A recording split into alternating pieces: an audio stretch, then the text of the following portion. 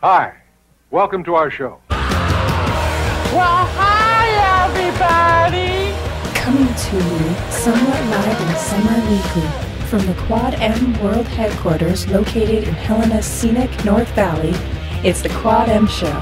Here are your hosts, TJ and Marty. And this week, Marty, he's still on assignment. Should be back next week from what I'm hearing.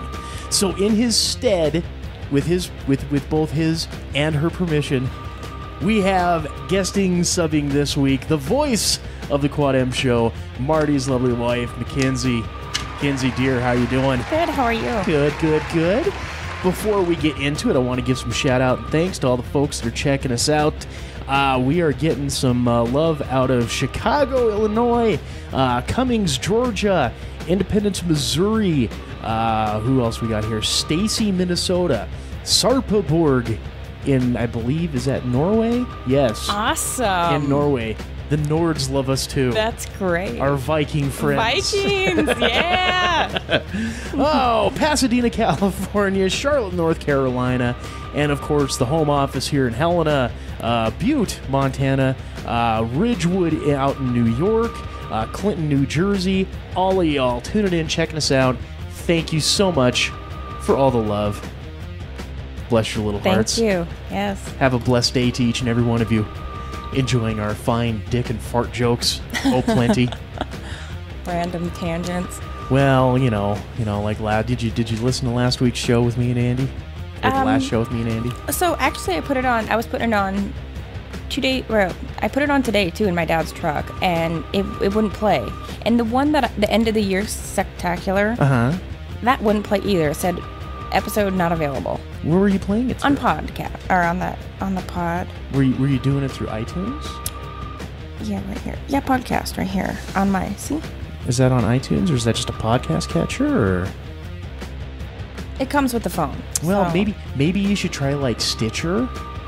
Okay. Download the Stitcher app. That's what I use on the phone. Let me look real quick. Because I don't have an iPhone. Here we go. I have a Samsung. You tell me if this looks right.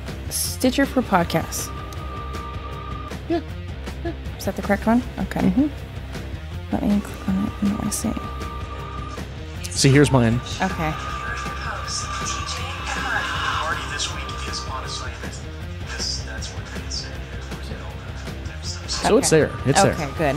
Okay, well, I just got it. So when I get home tonight, I'll put it down. Yeah, so it was, it was one of those things where I didn't know if you'd heard about, because last week we were talking about, significant others, the new now not so down the road gal pal. Yeah. And all this type of stuff. Yeah, they tend to come and go pretty quick in my life. Shut up, CJ. Oh gosh. No, what you know now about living with a woman that you didn't know before? Well, I already knew all the trials and tribulations. I mean, there was that, but no, and I'm not. It was how they say the brightest fire burns out the quickest. Yeah. It's kind of. What do you get bored? No, and it's okay. I can't get into specific details because they're very personal, on her end. Yeah. But the reason for the split, as long as it was the gospel truth, and maybe I'll tell you, during the break. Okay. Give you the specifics on there. But it very admirable, something completely out of my control, but nothing that was me and my fault. Okay. Okay. It was, on her end, very reasonable and a very stand-up thing. Yeah. As far as why we had to split. Yeah. And I think had it not been for that reason, we'd still be happily, making trouble and, being the nerd power couple. Okay. The nerd power couple, that's what I was referring to us as. Well, I mean, come on, this gal's right up my alley. In one Groupon purchase, she purchased a cardigan sweater, stock in Disneyland, and a vibrator. Oh my God. And how did you know about this purchase? She told me. Oh, okay. You know, I was 'cause- like, were you going through her? No, she told me about it. Okay. She told me about the cardigan sweater last. Oh, well. She's like, oh my God, I was on Groupon and I got stock in Disneyland. I got a vibrator. I'm like, a vibrator? Real? Okay. She's like, well, if you're going to be working on the road all the time, I need something. I was like, okay, no, I get it. Yeah. I get it. I'm cool. You know, and then started talking about the model and all this type of shit. Oh, dude, totally on my wavelength. I'm Stock thinking, in this Disneyland. is stock in Disneyland Yeah. and a vibrator with a sweater to boot. This is the kind of gal that I need in my life. but like I said, but the door's left open. Mm-hmm. We'll see what happens. Sure. But I mean, in the interim, I've introduced in someone new, so we'll see what happens there. Okay.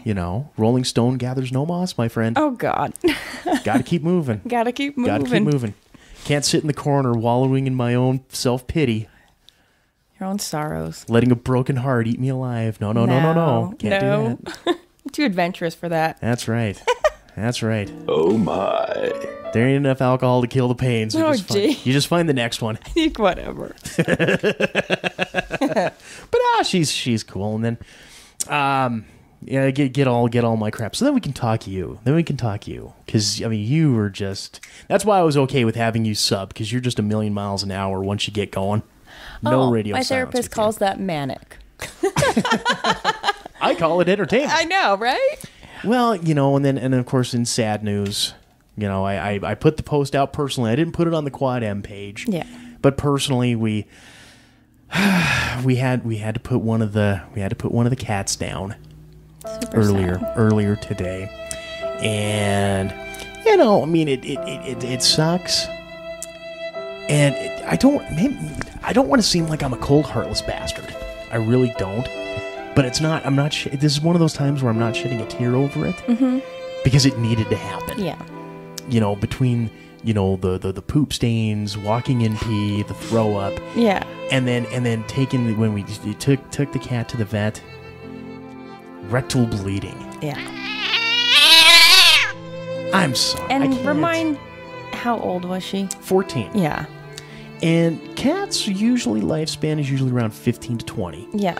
If they're indoor cats and they're well taken care of. Yeah. So she was a grandma kitty. Yeah. She was in her golden years anyways. Yeah. So it wasn't, Sure. It wasn't like the first offense and throw her in the thing. No. I mean, she had had tummy problems all throughout her little kitty cat life. Mm-hmm. She was on like little kitty cat steroids, prednisone, something like that, Yeah. to help with her sour tummy. Yeah. Certainly didn't help the smell, but it at least helped solidify. Yeah. But now with when the third one, the unofficial Quad M mascot, Mini Pounce, came into the world, it was a thought that maybe Pounce wasn't letting her use the cat boxes. Oh. Okay. So there's like a territorial thing. Yeah. But the last time we brought her in, there was a urinary tract infection going on. So maybe Yeah. that was some of the issue. You never know. But then when we brought the cat in today, it was a case of I was 95% sure she was not going to be coming back. Yeah. And so I already made my peace with it. And really, aside from, the petting, petting and she never sat on my lap. She never hung out with me. She never came upstairs. So there wasn't that level of bonding, Yeah. And, but like I said, I was already pretty well assured in my own mind the cat was not going to be coming back with us. And sure enough, when the doctor started listing all the stuff and everything like that, it was like, this needs to happen. Yeah. It's okay. So they offered, they'll go ahead and cremate, and then they want $60 to give us the ashes. Yeah. Mm-hmm. Did they offer a paw print? Well, I was gonna say you can check on you. You've euthanized an animal recently, have you? Yeah. No, I just know how it goes. Remember JD? Me and Andy's Bane. good friend. Bane. His dog was like 14 or something, and his name was Buddy. I've known him all me and JD's friendship, and he was that way. And then, What, incontinent? well, towards the end, Oh, you have okay. to see he had Okay. hip dysplasia so bad he was pottying on the floor because he couldn't even get up. And you need to yeah. understand is I'm a huge, you know me, I'm a huge animal lover. My dogs are my children. They're my life. It came to the point I had to tell JD, I was like, you need to understand something. It couldn't even get up to go to the bathroom. How do you think that dog is feeling, knowing that it's thinking that it's doing something wrong all the time. It's going to the bathroom on itself, and he wouldn't do it, and I did. I brought it to the vet, and I said, you can come, but this has to happen. Yeah, see, that was the thing. They said, do you want a paw print? I was like, okay, we have a little ceramic paw print. You put the paw down, you get the thing, and we'll put her name on it. We'll do the thing and all that. And I says, well, you know what? For $8, why not? Yeah. You know, let's have a little paw print souvenir. $8, what the hell? Yeah. So, Make your mom happy. Come on. you know, put it right, you know, in the little pet shrine there Yep. and all that. So, yeah, little Princess Fat Body Stink Butt, the Toothless Wonder. That was her name because all of her teeth fell out, and she was a porky little kitten. You know. Did so. she have to eat wet food? Oh yes, Oh, that's yeah. how I also going to feed her the pills. Did you crush them up or what? No. You take the pill and you ball it up in the wet food. Okay. And give that to her first as like the appetizer. Yeah. Okay. You know, and then give her the plate of food. And then that's how you had to trick her into that. Okay. Because if you put it in the food, she'd just eat around it. Yeah. And you would have the plate, a couple of crumbs, and a pill right in the middle. Trust me. My dogs have to crush it up, and I have actually a throat syringe that reaches down into Do you rub the throat? No, this thing goes down the side of their mouth, so it's in the syringe, and I just immediately push it in so they cannot spit it out. They can't fight me on it. They're horrible. They think I'm gonna kill them, man. Well, I mean, that's pretty traumatic. Fuck, even a human to be freaking out. I just put her in a headlock real quick, shove it in there, and push it in, and she. That's how most of my dates go. Oh God. Just grab her in a headlock. And shove it in there. Shove it in there. It's only gonna hurt for a second. Shit. Yeah, they're horrible about that. But something good for all the kids out there. A little bit of Enigma update. Yes. As the time this show posts, Okay. the artwork for Enigma number 4 is done. Yay! Done. So now what? So now, and for all you kids, a little bit of a breaking news, Bert update, little Jason update. Good. Right now, all of the pages that he has are flatted. Okay. The 4 pages that I still had yet to complete, 3 of them are up there now. I still have to send the 4th one up there. Okay. And once those are done, he'll have those flatted. And then while he's getting the rest of the coloring done on that, I'll get the lettering done. I've got to get a hold of good friend of the show, Chris McClanahan, to see if he's got covers done for me for 5, 6, and 7. Yeah. So I can start promoting those within the comic as well. Ooh. Yeah, number 4. Hopefully, knock on wood, we will have them in print soon. Yay. I don't want to give date or time specific. Yeah. Because of the fact that that's when you shoot yourself in the foot and then things don't come out. Yep, it doesn't work. I would much rather just make the announcement when, yes, the order has been made. We will be getting the first issues back in by this date. Place your orders now. You got to let me know because I got to get my brother the 4th. Oh, there you go. Did he enjoy the 3? Oh, yeah. Did he? Did he actually read them? Oh, yeah. Oh, okay. My brother reads comics quite a bit. Okay. Yeah. Why? I mean, I don't know. Some people are just like, oh, these are great, and then off to the thing. Yeah, he was asking because I had let him know that there was a 4th coming out. I just didn't know when. Mm-hmm. And then when he got them for Christmas, because remember, I got him 1, 2, and 3. Yes, yes, indeed. When Christmas, it was like right before Marty left, he asked, so he must have read them through that time. Right when Marty left, he's like, does he have the 4th or is that coming out? And I was like, no, I don't know. I said he doesn't have it yet, but he is working on it. Yes, so it is soon. So next time you talk to him, you can tell him the art is done. Right now, it's just coloring and lettering that needs to be finished. Mm-hmm. And then it will go off to print. Perfect. And then we will have it in time for another big announcement, kids. I got 3 conventions lined up. Really? 3 convention shows lined up. Doing the Wizard World. I'm gonna revisit Portland in April. We'll do Wizard World in Portland. Okay.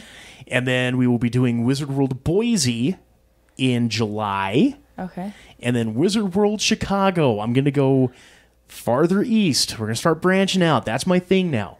Because I've been pretty much working in this Rocky Mountain, Have you ever Pacific been to Chicago? Northwest. I've driven through. That's it. That's all I needed. That's all I needed, right? Well, I mean, No offense, people from Chicago. Well, Chicago. Well, like I said, at this point, it'll just be flying into O'Hare, go straight to the hotel, convention center, set up, and then that'll pretty much Do they last 3 days? Like a Friday, Saturday, Sunday deal, or what? Or a week, or normally they run 3 days. Okay. So like Portland and Boise will run that weekend, Friday, Saturday, Sunday. Okay. Salt Lake is a different beast because it's Salt Lake. Yeah. They run Thursday, Friday, Saturday. Okay. Because everybody's at Temple on Sundays in the Salt Lake area. That's how it works. Wizard World is a prime example. They run 4 days. So they will run Thursday through Sunday. Okay. And so that's kind of why I wanted to really do that show, just to get that extra day in there and whore and sell. Yeah. So I'm hoping that I will have all the copies of number 4 in before it's showtime, so all the kids, that way I can sell the complete 4-issue Genesis story arc as one deal. Yes. And then do my combos from there based off of that. Yeah. That's a good idea. See? Yeah. And as I'm sitting here, so how we've had the celebrity Marty looks like the most? Is it Orlando Bloom? You know how he wants to keep thinking it's Orlando Bloom? Oh, God. Do I want to see this? And I keep saying, no, it's, what's his ass? The guy that plays Poncho on Predator. You've heard the back and forthing on this. Yes. I found another one. Shut up. I found another one. Let me see it. I found another one. Andrew Siciliano from the NFL Network. Oh, my God. Wait a minute. Also, he's the guy that does the Red Zone. Yes. Who is the other? Okay, there's another guy that they saved. That's Marty. They said Marty. Okay, he was sexting. He was part of Trump's. Remember the big old sexting thing? He got caught. No, that was Andrew Weiner. He looks like him. Marty looks like him. Okay, kids. Look him up. Kids, get your phones, play along. First, look up NFL Network's Andrew Siciliano. Do you think at all there's a little bit? Yes, I think it's the ears. It's those big old ears. But yeah, no. Weiner was he was like a New York. Sending Wiener he was pictures? He was like a New York senator. Yes, that's what it was. I knew it was politician of some sort, but look him up. It is crazy. New York sexting. Oh, Jesus Christ. Does that? He looks like this is okay. Anthony, is it Anthony Weiner? Yes. Anthony Weiner looks like my husband when my husband's 60. That's when Marty's 60. He's gonna look just like Anthony Weiner. Is that? Doesn't he? I was gonna say, is that Marty's Netflix and chill face?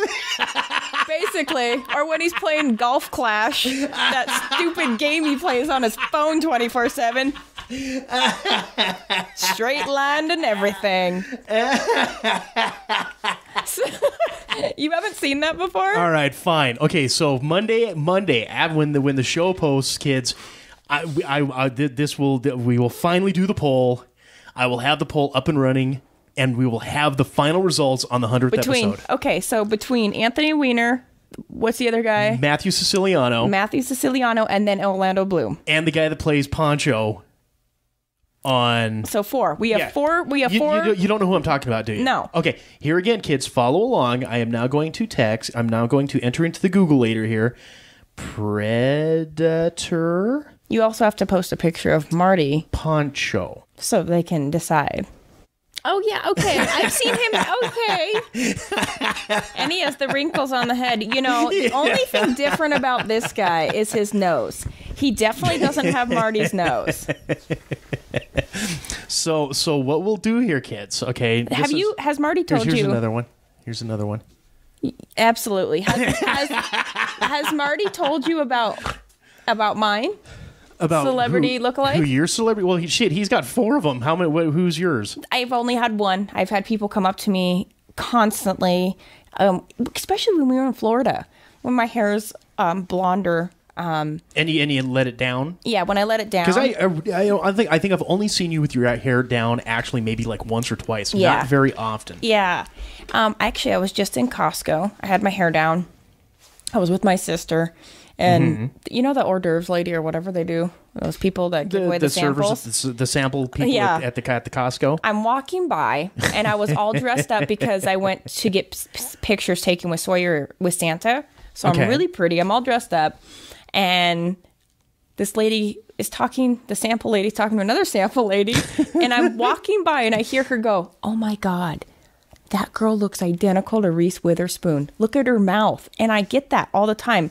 Weird thing. People come up to me and say, "You have Reese Witherspoon's teeth and mouth." But when I have my hair down, they literally, I don't know if it's my face shape or what, but when we were in Florida doing that, when we were in Universal, this lady who did remember the picture that she took of Marty? He was Marty McFly. She put our faces in it. Right. Sorry. Right.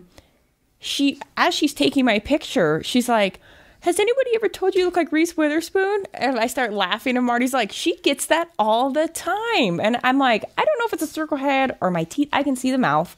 I can see that. When my hair's down a little bit. I can play the celebrity lookalike game, but number one, I'd have to think about it. It's not Reese Witherspoon. You do not have the jawline. She does have a smaller, shorter jaw. Oh, she's got the very pointed jaw. Like she has pointed like this, but she has her face is shorter. Yeah, and I just, it's one of those that I would not go Reese Witherspoon. I would not, I don't know. But all I can say is I make a good Shrek. So back to what we're going to do here. Okay. I will go ahead and I will run a poll on Facebook and the Twitter. So kids, get out there, go to our Facebook page, facebook.com/QuadMComics. I get to help pick the picture of Marty. If you can provide me a good one, either that or I'm just going to be stealing off of Facebook. Okay. So if you want to provide. Okay. I will allow that. Or get on and follow us on Twitter. Just go twitter.com/QuadMComics or just @QuadMComics on the Twitter there. I will have the poll running on both sites. Okay. And I will run the poll up until we get ready to do the 100th episode. Perfect. So that's going to be at a maximum 2 weeks, or at a minimum 2 weeks. Okay. Because if he's back here next week, I would assume that he would be here for 98 and 99. Yep. And then the 100 will be the big blowout. I don't know if I want to ruin the surprise yet. Well, don't. Well. Oh God. You kids, let's put it this way. Well, you know what? Well, I'll be creating some ads for it too for the show, so I might as well say a special founding member of the Quad M Show may be making a return. Oh yay! On the 100th episode. Awesome. And at that point, it may be a 3-man show if Marty's so inclined. If he's back to bartending, I don't know how that would work out though. Because to do the show? Yeah, because if he's not going to. He's not even on the schedule anymore. So he's not going to bartend when he comes back at all. Unless there was like a cancellation of some sort. No. Oh, okay. He needs to fill in or something. Right. No, he will not be bartending. Okay. Because my thing is that if he's bartending on Friday nights A and C, and then got the kiddo on Friday nights B and D, it'd be damn near impossible to have him on at all. But if he's not bartending, then at least every other week, or if you're cool with him doing the show for 2 hours, that type of thing. We'll figure that out when we get to that point. No problem. So let's go ahead. We'll take a quick break. We will be right back. Get you some FGS and some hot takes. This is Quad M Show, kids. Stay tuned. Stay tuned. Have you checked out QuadMProductions.com lately? QuadMProductions.com is your direct access hookup to order the Enigma comic book series and download the Quad M Show podcast. Check the appearances page for upcoming events and contact us with any questions or comments. Don't be the only lonely soul who's missing out on all the fun. Visit us today at QuadMProductions.com. That's QuadMProductions.com. Hello, ladies and gentlemen. This is Marty, the official bartender of the Quad M Show, and I'd like to be your bartender too. If you're in the Helena area, stop by and visit me at the Gold Dust Bar and Casino on Cedar Street on Wednesday nights, or Bowser's on Dredge Drive Friday and Saturday nights. Use the special discount code given out during the next segment on your next visit and get a free drink courtesy of myself and the Quad M Show. I'm Marty. I like to party.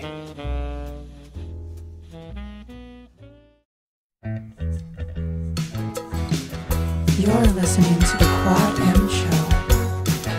Segment 2.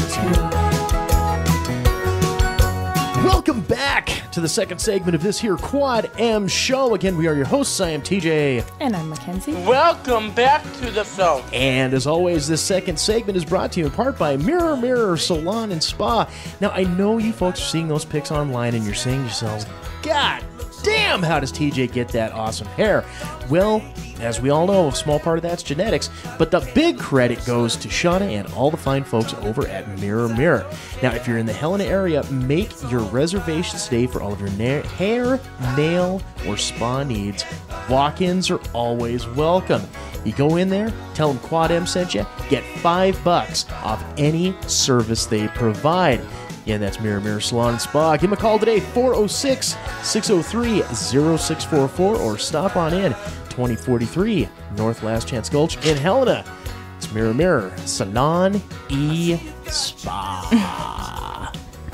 Check it out. Well, you got to check it out first. It's a maybe. You don't go there. You don't go there, Dan. Yeah, see, you go in there, you can save $5. Marty's gone there a couple times, but we already had that discussion too. Yeah.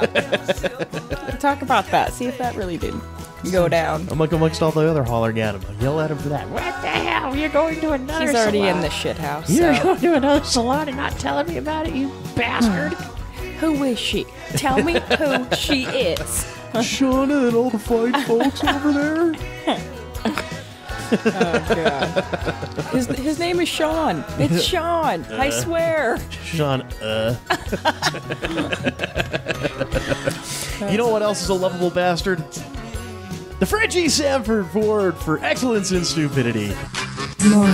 You're a moron. Idiot. Idiot. Dullard. You're always this stupid. Did you take lessons? The FGS Award for Excellence in Stupidity.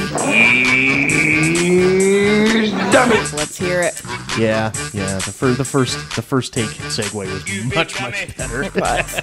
It was. Oh, damn you! We Technology. were alive and well. Damn you, technology! All right, so this little this little faux pas comes. Well, I mean, I guess technically it kind of took place in Pennsylvania.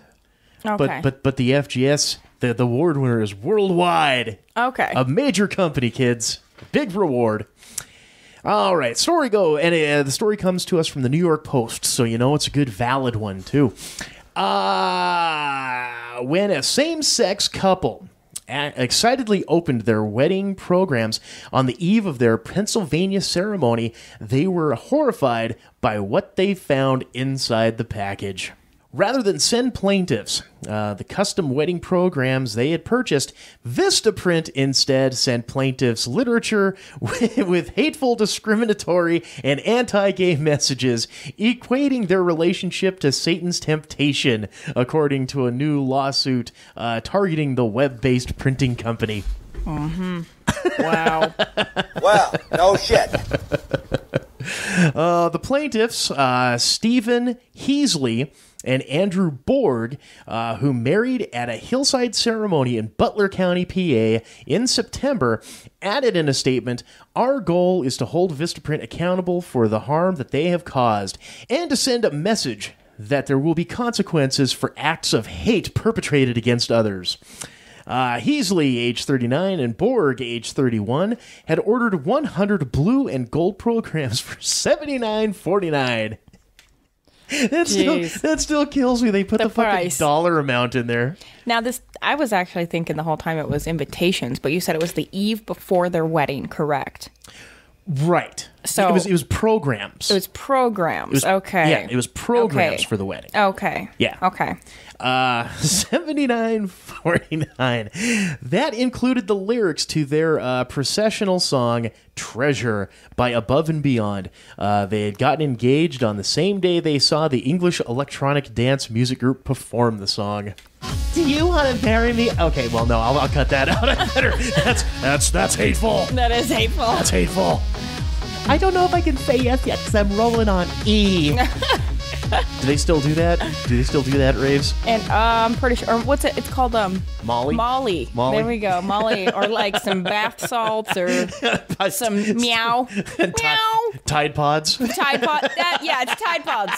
Some Ajax lines. A little bit of the laundry magic marker vape pens. Gosh. That are on the You know what? I just feel on the Tide Pod things, Darwin's theory of evolution. Oh, just let the If they're idiots going to sort do it, themselves out. yes. If they're going to do it, just die. Go ahead, because whatever you're going to do in your future is probably not going to amount to much. Auxiliary FGS winners, all you dumb kids Millennials. eating Tide Pods. Fucking millennials. You big dummy. Disgusting. Ugh. Oh, but when Mr. Heasley and Mr. Borg opened the Vistaprint package, they were horrified to find that Vistaprint had not shipped their customized wedding package according to their Massachusetts federal suit, which also targets the John Doe responsible for the odious incident. Instead, Vistaprint shipped them approximately 80 copies of a discriminatory pamphlet entitled Understanding Temptation, Fight the Good Fight of the Faith. Oh, gosh. The pamphlets plainly sent to threaten and attack Mr. Heasley and Mr. Borg because they are gay, warn that Satan entices you. Satan. How did that go, Mr. Pinhead, sir? Satan entices your flesh. Your flesh with evil desires. Oh, God. I can't even. Could you imagine opening those up? And reading it? I mean, you and I. You opened it, we came. You know, I mean, we got a pretty good sense of humor, but I'd be like, you know what? We're just going to put these out there. Had you guys received that on the eve of your wedding day for the programs, how would that have flown in the Kuntzweiler house? Oh, you know, I don't know. I just probably wouldn't have put them out. I'd be like, I'll have to deal with that later. Oh, fuck that. No, I'd put them out. I'd pull them Right? out. Yeah, here it is, the happy, blissful Take wedding a look day. at this. They're like, evils of the flesh. What kind of fucking wedding is this? I would have done it just for the fucking sake of the rib. Everybody's like, whispers. Did you see that? Did you see these programs? Do you think they know? Yep. Well, you know, it is Marty and Kenzie. Right. Evils of the flesh. Page 2. Now, page 2. The betrothed were both emotionally devastated by Vistaprint's intimidating and discriminatory conduct, they say in court papers. They had to print their own programs at an additional cost, the suit says. They're suing for unspecified damages. The case presents a particularly egregious example of a company refusing to provide equal services to members of the LBGTQ community, said their lawyer, Michael J. Williman. Okay. Williman, I don't know. There's not an E at the end, so I'll go Williman. Sammy Swanson Samsonite. Samsonite. I was way off. Ah, fuck it. Michael J. Wilhelm of the law firm Wigder LLP. Vistaprint would never discriminate against customers for their sexual orientation. We pride ourselves on being a company that celebrates diversity and enables customers all over the world to customize products for their special events, a company spokesperson said in a statement. We have just been made aware of this incident in the last few hours. We understand how upsetting it would be for anyone to receive materials such as these the night before their wedding, and we have immediately launched an internal investigation, the spokesperson added. The suit comes a month after the U.S. Supreme Court heard a case about a Colorado baker who refused to make a custom wedding cake for a same-sex couple. Well, geez. You know, as I sit there and I read that, especially at that tail end where they're talking about the same-sex couple going after the baker for not cooking their cake. Yeah. You know, I've seen they've had that reported as an issue several times over the years. I think there's one like in Massachusetts where that shit happened. Yeah. And, you know, I'll probably get hate mail for this, and I'll probably lose subscribers when I say this. But in my eyes, a business does have the right to refuse service to anyone. Yes. You know, and whether it's, you know, based on their faith or, you know, stupid, hateful bigotry, whatever it may be, they should have that right to serve whatever customers they see fit as they see fit. Sure.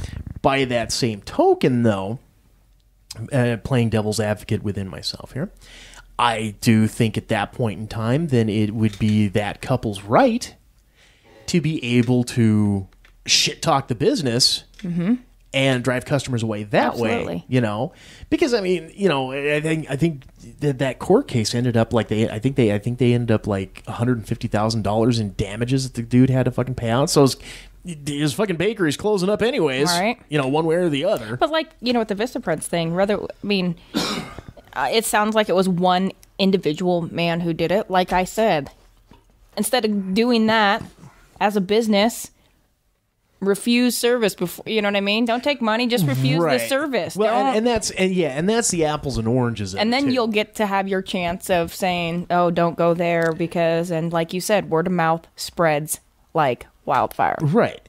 And that's where the apples and oranges in this comes into play, and the fact that it was just one dude within this huge ass company. Yeah. Who, you know, whether it was hateful discrimination, bigotry, religious whatever, all these evil homosexuals. Or, you know what would be really funny? Yeah. You know, type of a fucking rip type thing. I mean, it doesn't matter. Yeah. Because it's still these guys' wedding. I mean, you know, come on, man. You know, but I mean, I get it, but it had to fall into one of those two deals. Yes. And being as how it is web based. Because I use Vistaprint for my business cards. Yep. You know, I used it for my wedding invitations, so. And they didn't send you the evils of the flesh? They didn't. There's a little devil on the back. You damn Kuntzweilers. No, there was none of that. They did good. And it was a great price. Couldn't pass it up. So. Oh, sure. Well, you know, I've used the same discount code every damn time. They don't keep records on that. Nope. I haven't seen the discount code on TV in a while, so I think I'll have to track down the new one to see if I can get the same. Google it. Excellent price. Oh, I'm sure they're out there. Fuck, you can find access keys to be able to run your pirated copy of insert software here. I'm sure they've got the discount codes listed. Lovely internet. I love the internet. Thank you, magical interweb. I actually think about, do you remember doing book reports? Going to the library? Going through looking up your book through the old card catalog. Do you remember those days? Oh yeah. I don't even think if we showed, like, my sister who's 14, I don't even think she knows what that is. Oh, a card catalog? Yeah. You know how I did book reports? Well, thank God by the time I got into high school, Cliff Notes came out. Well, yeah. So you're able to get those and use those. No, this is why I was a horrible student when it came to English, because I'm not a fan of reading. So my book report was based on what you read on the inside cover. Oh, gosh. Did you use that? Oh, fuck yeah. Let's just do the little bio here. Yeah. No, I was really, really good. I'm really good at reading. I like reading, and I'm very good at English. So, but I remember, I think back now, because I watch my sister do reports and stuff. Right. I'm like, even when I was in college, what I had access in college. I'm like, oh my God. And you got to cite your work. This dude said this. Cite. You got like 50 cites, you know, like. Your book report is 5 pages long and 3 of its footnotes. Right? Yeah. I'm like, what? I did it, you know? But yeah, it's amazing to me. I don't know. Internet. Oh, yeah. Yeah, dude. The pedio genders. Yes. Gosh, that's a real thing. That is just what's the word? What was the word on it? I don't know. GB LBGTQ. PDO. PDO. That's what they want on the end of it. Oh my God! No, what? Yeah, that's what you were saying before. Is about you said, "Oh my gosh, why don't they put the whole alphabet because it's becoming so big?" And now this new group of people want to be recognized as pediogenders, which, by the way, they are pedophiles. They say that they feel that they're born into liking. They can't control that they're attracted to little children, and they really want to be part. They want to be integrated with the gay and lesbian community and all that, and there's people backing them. It blows my mind. Oh my God. Fucking bullshit! Yeah, you know, and it's funny. You know, I mean, it as you're telling me, I mean, this is the first time I had heard this.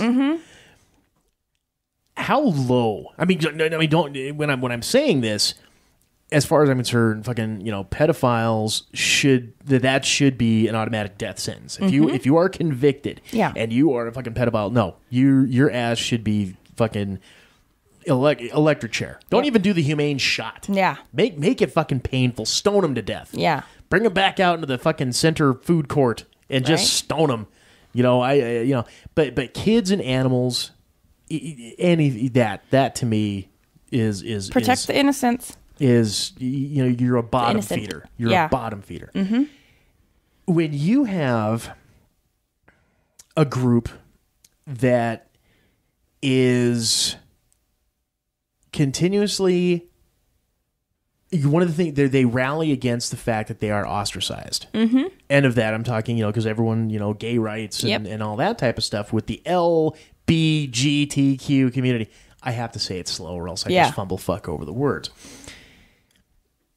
How low on the fucking totem pole do you have to be when an ostracized group ostracizes you? Yeah. You know? Pond scum. Is that what it's called? The lowest of the low? The lowest of the low. Bottom feeding. The plankton turns their nose up at you. That's how bottom feeding you are. Yeah. Dirty fucking pedophiles. Yeah. That's horrible. And I cannot believe that they're trying to go to Congress and do that, and that the people that are backing them, which to me, right there, they're like, oh, we're not that way. We just believe that. They can't help it. That's probably because deep down, you're a fucking pedophile. Anybody who supports that shit, you're a pedophile. Yeah. Just you thinking that, you know, yeah. There's a place for you. Judgment Day will come, and you ain't going to like it. Like... Goddamn NAMBLA. It made you fucking... It'd be really... Organization NAMBLA. What the fuck? Gosh. Boy, this turned dark real quick, didn't it? But be aware, people. It's a real thing. There's kids eating Tide Pods, and there's pediogenders that want to be part of.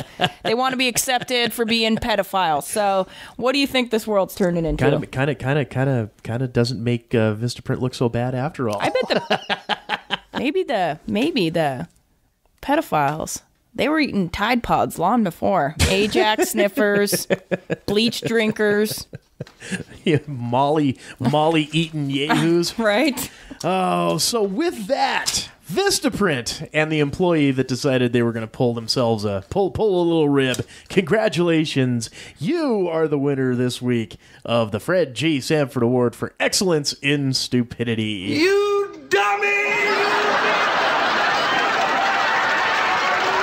Yeah, they're going to pay for that one big time. And it'll continue. Evils of the flesh. Oh my gosh. Let's get into some hot takes. Hot takes. News and notes from all four corners of the pop culture world. And the sign gotta stay hot! You gotta stay hot! You gotta stay hot! It's time for some hot takes. Oh. And as always, you know, ended up taking the week off, you know, in between shows. It's kind of becoming a habit. Yeah, we'll see what happens. But, you know, it just seems every goddamn time shit goes on when my back is turned. And the first story was brought to light by a couple of different people. One of them predominantly a good friend of the show and frequent contributor, old Andy Mack. Oh, Macanera. Oh, Andy Mack. Just lounging around one day, and all of a sudden I get a message on the phone. Dude, have you seen this? Well, Stanley. Well, his 95-year-old keister got himself accused of sexual harassment. Who lives in the east neath the willow tree? Sexual harassment. Yeah, he did. Did you see the stories on yes, this? Yes, I did.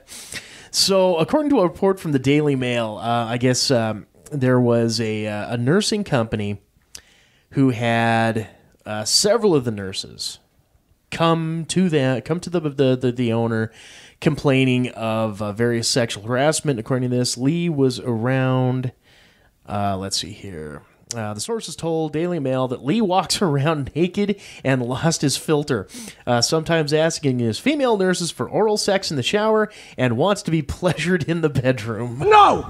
No! Now, subsequently, the current nursing staff that works with him, they say he's a wonderful guy, totally respectful, all this type of stuff.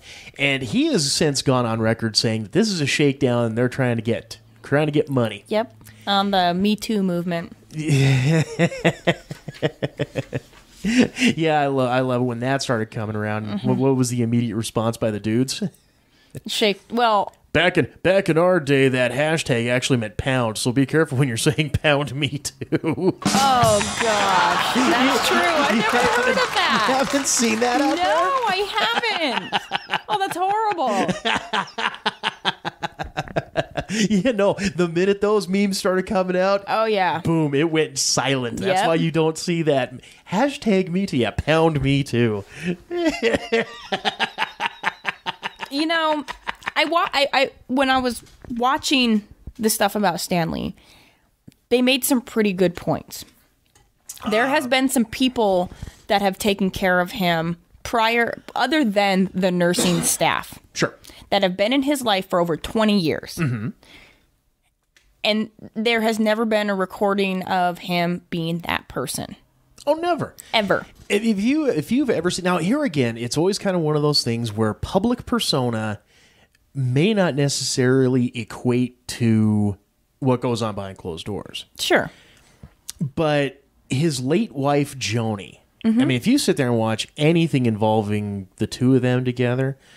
They were just the sweetest couple you'd ever seen in your life. And I mean, don't get me wrong, you could have the sweetest couple you ever seen in your life and behind closed doors, you know, shit may be going on. But when you're married for almost 60 years,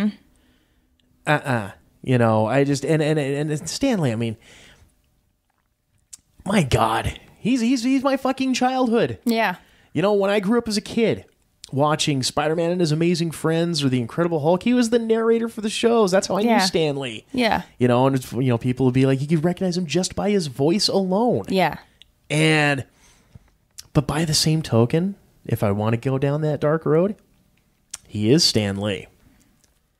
You know, do you know who I am? I'm Stan Lee, true believer. Here's the thing, though. Come here, give me a There could be a couple things. Either it's a shakedown, okay? Either it's that, yes, he has been doing these allegations. Or 3. There's always a third option here. Okay. What's your third? Okay. I don't know if Marty told you this, but I used to be an LPN, okay? And I worked in nursing homes, okay? He is 95 years old. There is a lot of stuff about him that, you know, he is going downhill. He is. Well, sure. Okay. Just like my grandfather. When you get to that age, and I'm not using this as an excuse by any means necessary, okay, at all. But at that age, sometimes they will say things. You know what I mean? I don't know if he has dementia or anything like that. It didn't say anything about that. But he is 95 years old. They were talking about how the people who help him walk around, not the nurses. Right. There's these people that have been in his life for like 20 years, been helping him. His personal assistants Yeah. and that type of thing. They literally hold on to his arm. Like that's how far downhill he's gone. Oh, sure. So, and they said it's gotten a lot worse since his wife died. And okay, not using that as an excuse or anything, but I remember being an LPN watching the elderly, and you'd be amazed what they say, you know? And you look at their life, they were never those people. They were never those people. I didn't mean to poop. Well, no joke. I'm not even like, they say pretty graphic stuff. And well, you know, it's like it says in the article. I mean, one of them accused him of losing his filter, and that happens. Mm-hmm. You know, shit. I mean, like my mom is just, you know, like 66-ish. You know, my dad is 70, or you know, my dad is 69. You know, so he's coming up on 70. I'm already seeing the loss of filters on these two. Yeah. Mm-hmm. You know, and they're, you know, like it's one of those things where, I mean, like my dad is almost 70, and you couldn't tell. Yeah. You couldn't tell being around him. You'd think he was in his 50s. Yeah. And his filter it was always kind of like there, but he would lose it when he was drinking. Yeah. Now working around him and stuff, oh, he's got no filter. That's like my grandpa. And there's times with my grandpa and he wasn't like this when I was younger, but now he'll make very inappropriate at family dinners, sexual jokes or something. Sure. Just not okay. Right. And I look at him, I'm like, what are you doing? Like, he'll think it's the funniest shit ever. He goes, oh, you guys are just too soft. What? I'm like, what are you talking about? Where is this coming from? You were never that guy before. Are you kidding me? And you've met my grandpa. Soft. You've met my grandpa. So I just, you know, it does happen. I'm not in any way. If he is doing that and he is all up there and he knows what he's doing or not doing, shit needs to stop, you know? Well, you know, but see, the nursing company did not, when those allegations first came out, they didn't stop. They didn't tell him, hey, we're not going to work with you anymore. It went on for another year. And what? Because it's $1,000 a day that these people pay per person that helps him. So I don't know if you read that. Yeah, the $1,000 a day. Yeah. Yes. And then there was also very much in there. There was also, they're saying that they really believe that he's off, you know, that he's losing it. He's 95 years old. There was a $300,000 of his money that went missing, and he supposedly forgot that what they think is that he forgot that he loaned it to somebody, or what was that? That was, and I saw that in amongst the news reports as well. There was it's actually being investigated right now that there was it's a forgery charge is what they're saying. Okay. And it was to some company, I think it was like Hands of the Com or some shit like that. I can't remember the company's name exactly. But and the company is like a merchandise memorabilia type company, like make shirts or knacky type shit. And the check had come from his POW Entertainment Company for like $30,000. Oh, okay. And the nothing was ever written in the books, nothing was ever ledgered, nothing on that end. And quite frankly, in my mind, if you're the owner of a company, I'm like, it's probably, this is something that would have happened under the accountant's watch. Sure. Not Stanley in and of himself, because he's got other people running the books. Oh yeah, absolutely. And once that was found, then there became the whole shitstorm on this. So, you know, there was the allegation, you know, so there's that ongoing thing about the forgery for that 30. Was it 30 or 300? 300,000. Okay, it was 300 grand. Okay. And then they were also bringing in, too, in there the fact that the nurses were intimidated by his, like, assistant bodyguard. And they went like down this laundry list of shit with this bodyguard dude. What were they saying about him? Well, they were very quick to bring up his criminal record. Okay. You know, multiple assault charges. You know, I mean, just, you know, laundry list of... Well, you need an assault charge. I want that type of bodyguard. I want to know that you can kick some ass, and you got charges behind it to prove it, okay? That's how I know. Make me a true believer. Make me a true believer, okay? That's how I know that you know, you're legit. No, but like I said, the nursing company knew about this over a year ago, and they still did business with him. Mm-hmm. Why? And then why now is it? And then now they pulled away or said they couldn't work with him anymore. You know what I mean? But first time, you don't just go, well, don't do it again. These women are coming to you saying this is happening. You end it right then and there. Right. No tolerance. Zero. Right. And and part of that too. And this is why I have a problem believing the legitimacy of the complaints. In that, once, okay, twice, but if it's, according to this, it was upwards of almost like 4 or 5 different ones, including the owner, who they don't name the company, and because they want to, and they don't name the owner because if they name the owner, then the company becomes, outed for this whole thing. How many does it take before you put the stop to it? Right. If you're allowing it that many fucking times, right? Come on. There's some shady shit going on. Mm-hmm. And there was another thing where, like a personal assistant, had, they're saying that he had quit because of abusive treatment by Stanley, and I'm like, when it comes to something like that, how much of it is actual abusive treatment versus millennial snowflake that can't handle getting yelled at by your boss when you fuck up. Right. There's always inside details that we'll never know. Exactly. Especially when it comes to celebrities. There's so much cover up. There's so much. There's so much behind it that you're never going to know. And but what you can look at, like I said, is one time is too many. Right. So, regardless of the money, because they said it was $1,000 a day per nurse. Yes. So sometimes he'd add up to 3 nurses a day that would care for him. 24, and he had access 24/7. 24/7. And really, all their job was making sure he had his pills, making sure he was fed. Yep.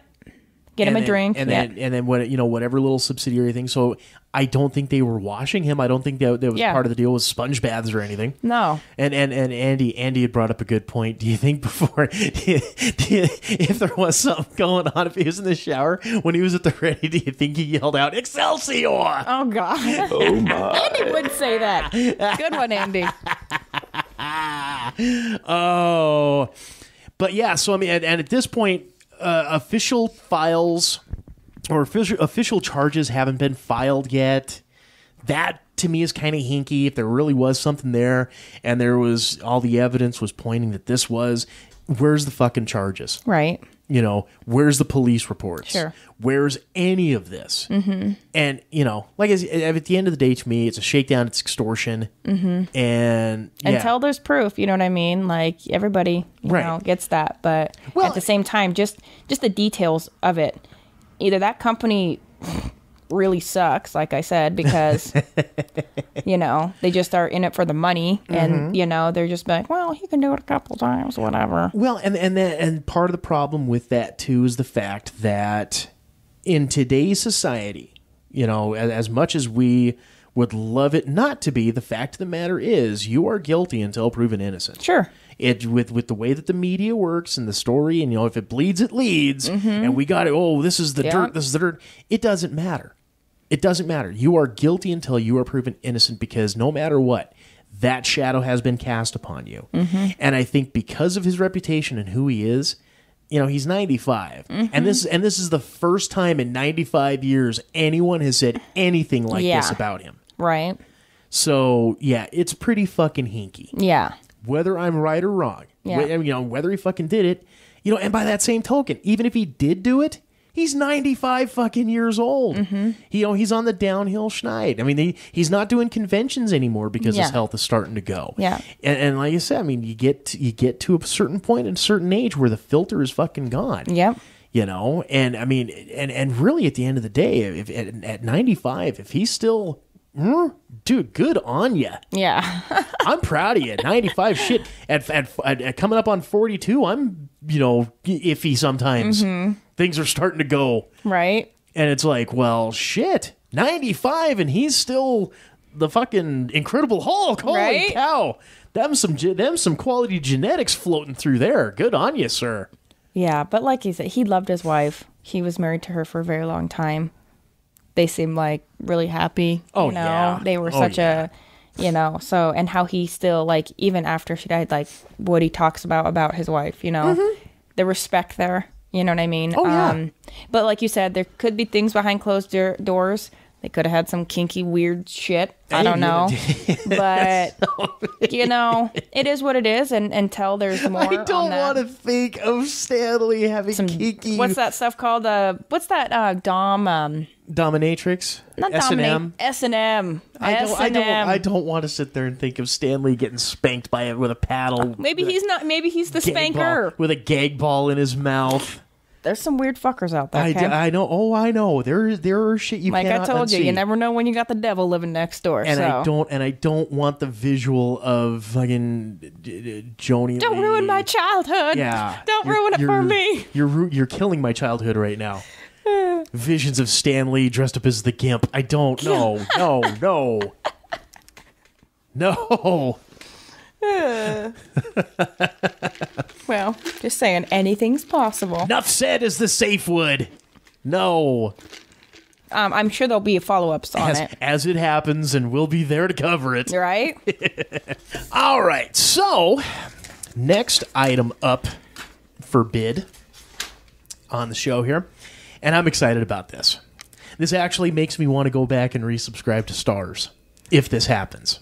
Okay. Because, well, I was subscribed to Starz when Ash versus Evil Dead I love out. that. Yes. Uh-huh. And I think I watched like the first 3 episodes, still have yet to finish that first season. Okay. And since I wasn't watching it as it was coming out, I ended up canceling. Oh, shit. Yeah. Well, apparently they're looking at doing a John Wick spin-off TV series. Did you see any of this? Did you read any of this? No. Well, I know. I was to prep for the show. I had loaned you John Wick's 1 and 2. Yep.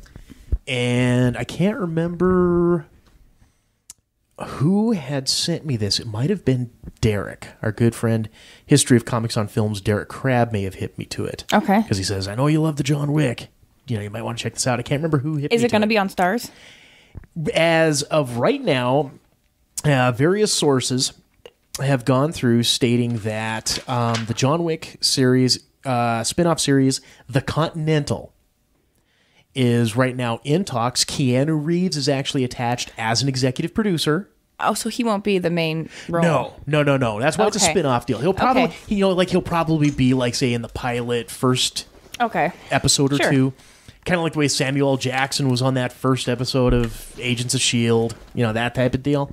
But they're in talks, and it's looking like it's going to be. It's found its home on Starz. Okay. So it's all like pre-production development type shit right now. Okay.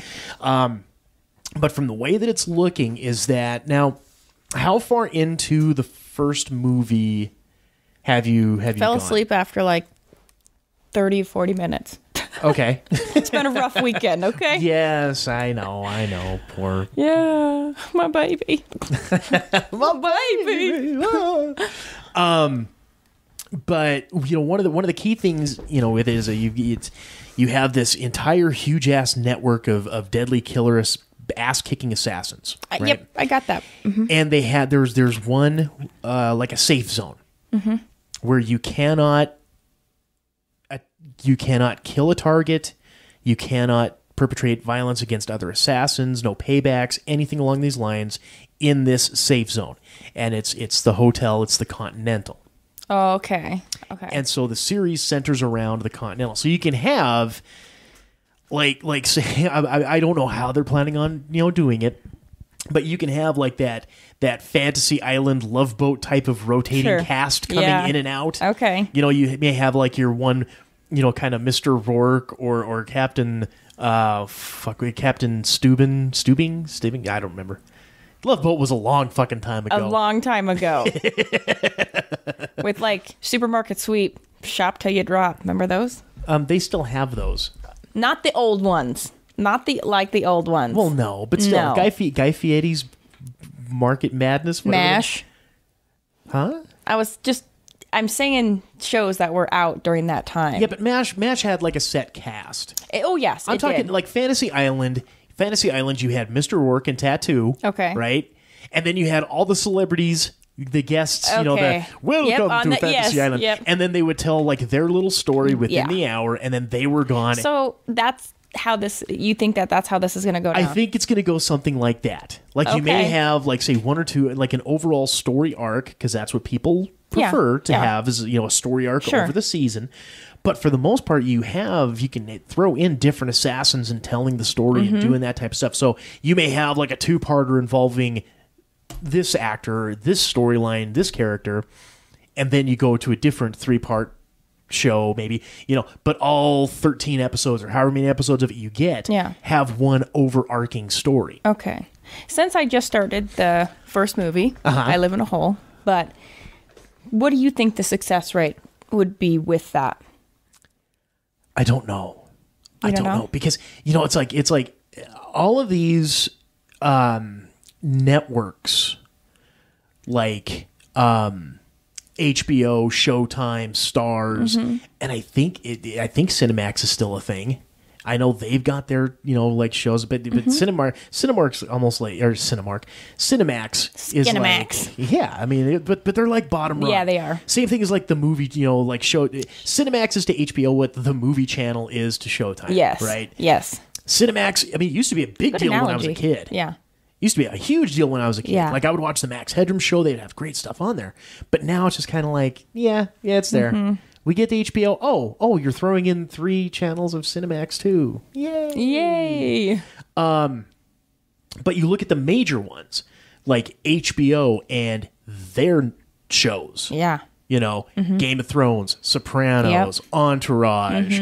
I mean, just boom, ba-boom, ba-boom on down the line. Showtime, same deal there. What is that? Ray Donovan, I think, is the show with Liv Schreiber. The L Word. I mean, just several shows. I think Dead Like Me, I think, was on there. I think Deadwood was a Showtime show, too, I think. Deadwood? I think it was. I could be wrong. I'm not going to say I could be wrong. Okay. But Starz has started going down that road too with like Spartacus and Ash versus the Evil Dead. You know, so they're all trying to get kind of like in this Netflix mode. I mean, even Netflix. That's what I'm surprised about is that John Wick isn't going to Netflix. Yeah. Okay. Or the Continental isn't going to Netflix. Because if you watch, I mean, like even like The Punisher, it's amazing how bloody that show is for being a Marvel show. Have you watched The Punisher? I have a very long time ago. It just came out. What are you talking about?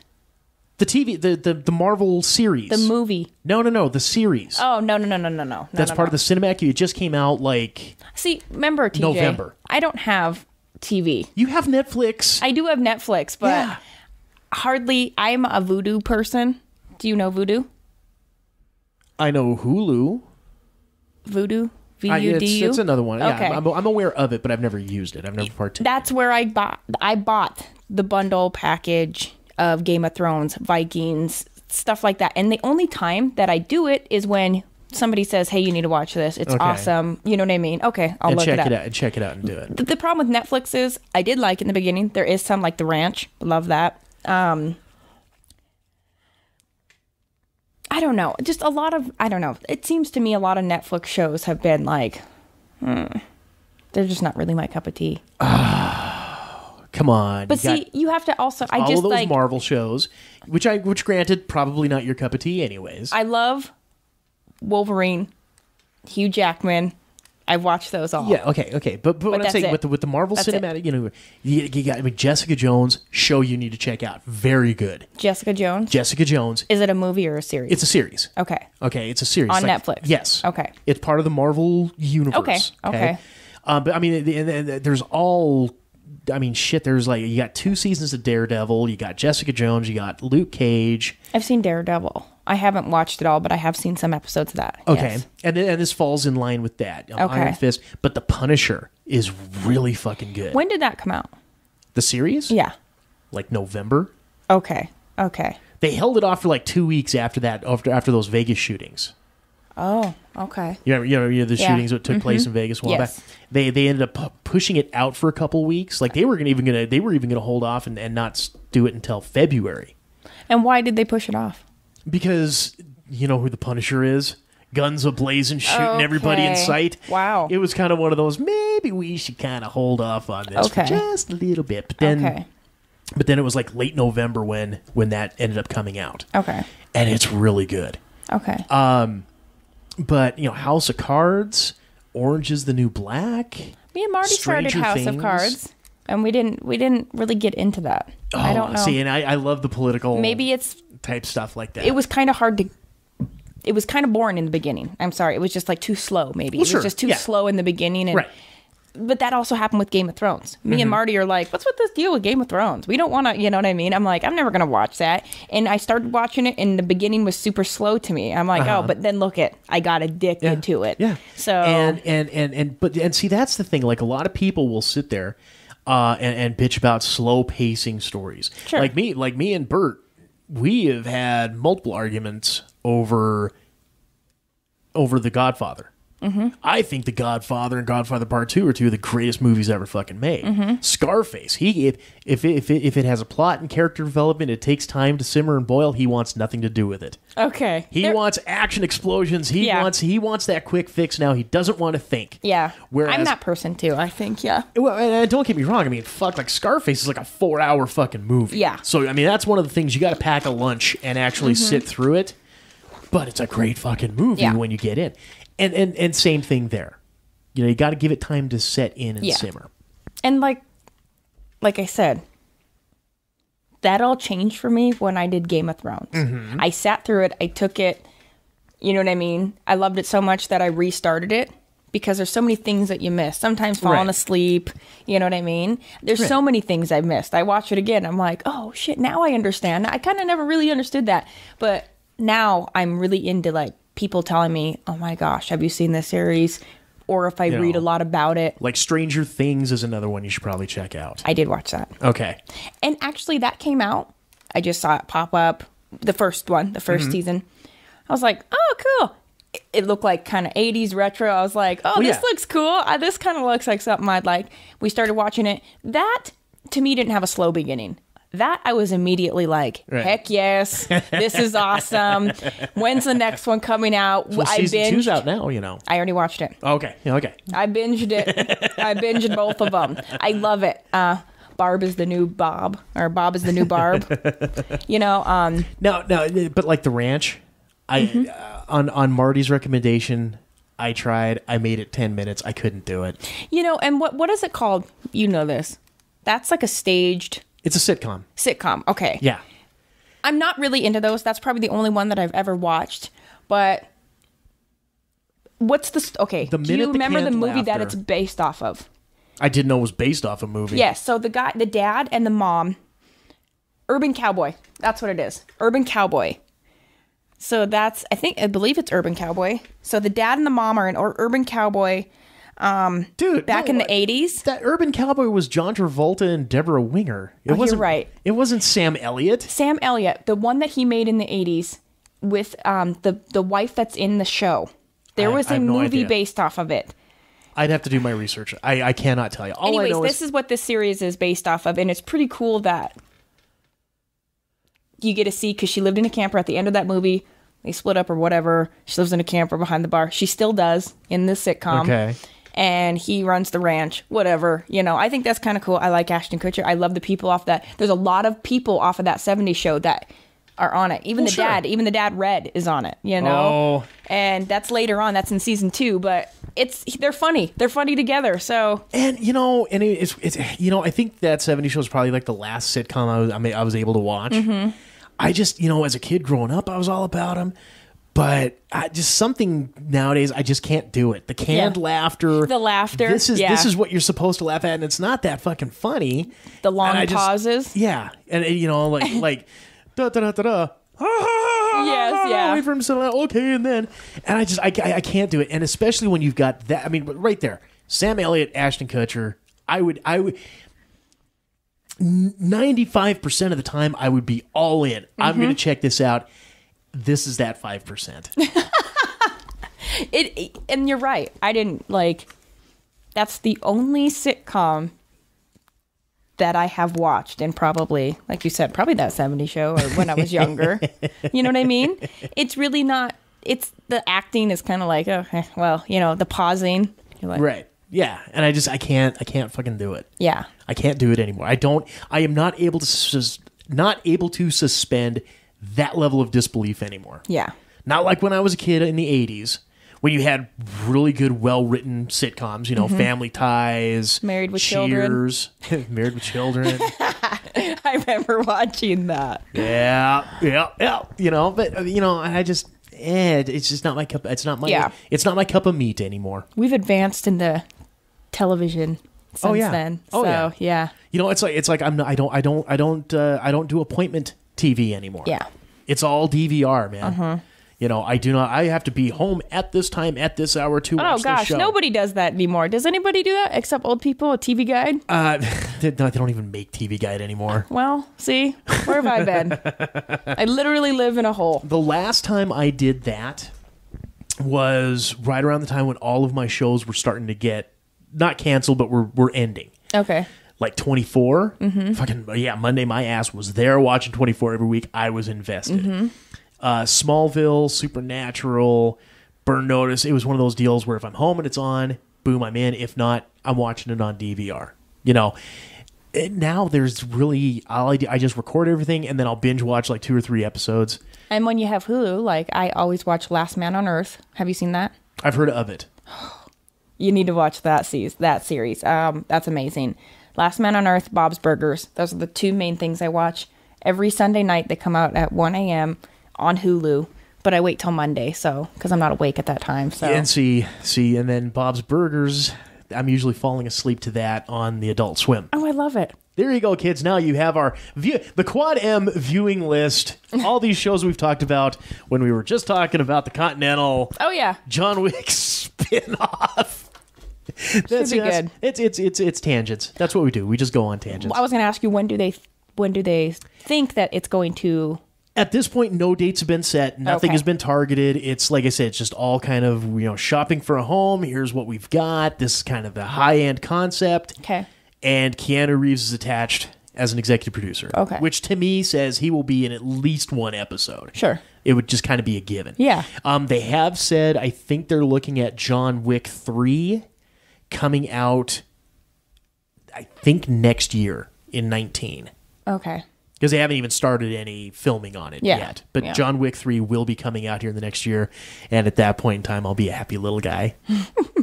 I love me to John Wick. I like, you know what I mean? It's definitely something that I like watching. So just from you showing me, remember we watched the clip, Yeah, the clip scene. Immediately I like that type of stuff. So I was like, oh yeah, this is something I could totally get into. So yeah. All right. Well, let's go ahead here, kids. We'll take a quick break. We will come back and we will have ourselves a horrible moment in McKenzie history. Kuntzweiler history. In Kuntzweiler, the unified. The Kuntzweiler couple history. Right. All right, kids. Quad M Show. Stay tuned. Stay tuned. In a city where corruption rules the streets, only one man can stop the serial killer known as the Blood Bandit. James Kurt, a former police officer turned private investigator, must race against the clock to stop the madman before he achieves his ultimate diabolical goal. When JK's brother Alex is thought killed in the line of duty and mysteriously returns with no memory of his past life, the stakes are raised even higher. Enigma, the comic book series from Quad M Productions, written and illustrated by TJ Damon, with colors and effects by Jason Vickers. Enigma. Order your copy at quadmproductions.com today.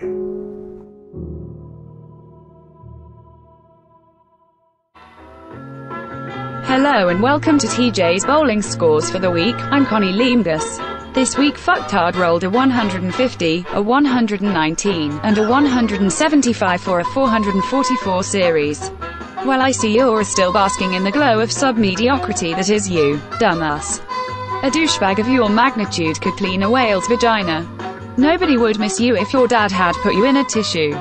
I swear your penis is like a fucking landmine, small, hidden, and explodes on contact. Well, I suppose I've given the mental midget enough grief for one day. So until next time, this is Connie Leemgus, fuck you and good night.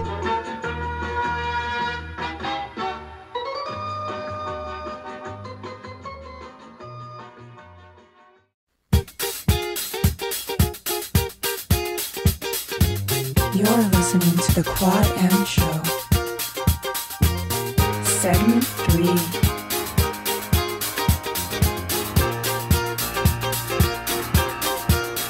Welcome back to the third and final segment of this here Quad M Show. Once again, we are your hosts. I am TJ.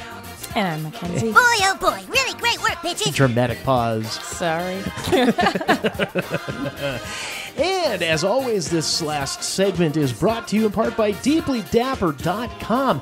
Now, you've heard us go on and on about all the sweet merchandise you can pick up over at DeeplyDapper.com. Original art prints and books, vinyl-wrapped metal flasks, custom key hangers, light switch plates, as well as those handmade soaps, all based on your favorite pop culture properties. But there's so much more.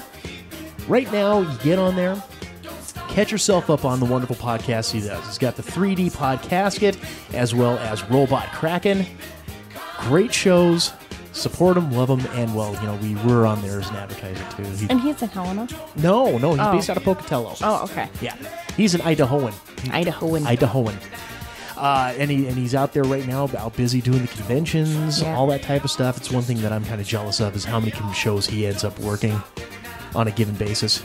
Just across the map. The guy is an inch deep and a mile wide, man. Awesome. When it comes to all the stuff that he's doing. Get on over there. Check this stuff out. Check him out. If you get a chance, visit him at one of the conventions that he's working. Next time I will actually physically see him will be in Portland. Oh, he's going there. with April. But get out there. DeeplyDapper.com. Deeply Dapper. Better living through tentacles. Tentacles. And just talked to him the other day as well. Well, Facebook Messenger talking. Yeah. You know. Kind of catching up, letting him know, and it was funny. I told him, "Yep, you know, the artwork on Enigma number 4 is officially done." And he replies, "What? I was literally just talking to my wife that the covers for Enigmas 5, 6, and 7 were the next priority on the list, and da-da-da. So hopefully I will have that cover for issue number 5 back in time. I would love to have all 3 of them so I can, you know, like I said, do the promoting and all that, but I did talk to him. The covers are done and on the way. Things are starting to happen. Things are moving and shaking. Exciting. Yeah, you know, and then plus the fact that I've already started working on script for 5, 6, and 7. Things are moving right along. So let's keep that ball rolling. Quad M's going places, kids. Going places. So let's go ahead and have ourselves a little horrible moment in Kuntzweiler history, shall we? The duo. And now it's time for horrible moments in Marty history. Okay, so, McKenzie, set the stage. Okay. Tell me a story. I'll tell you a story. Let's start off by saying that one of my favorite places in Montana to go is Lolo, Montana. It's actually Lolo Hot Springs. Okay. I stay at the lodge, which is across the road. Okay. I used to go there in college all the time because there is no cell phone service, there is no cable TV, there is no internet. Ain't nobody got time for that. And there's an old school phone booth with like the wooden door that turns on the light. That's how people, if you give them the number, to call you. And the reason why I loved it is because nobody could get a hold of me. I could get my work done. You know, it's so beautiful up there. Yeah, that's some pretty fucking solid Grizzly Adams living you got going on I love it. there. I love it. There's a bar. It's like there's the lodge. There's like another building. The bar's right there. That's where you eat. You know, there's a couple gambling machines. And every time at noon, we all go out to the center square and pet the town dog. Right.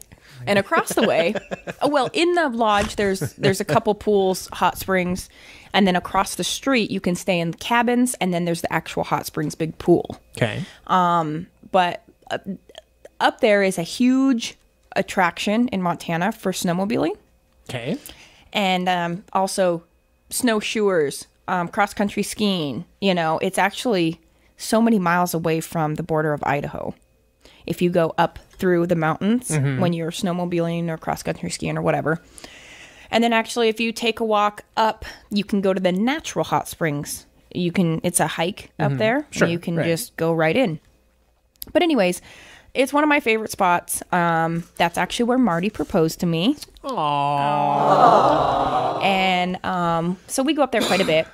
About 3 years ago, we went up there, a little getaway. I had a friend with me that came. JD was supposed to come, so it was kind of supposed to be like just a little fun little getaway.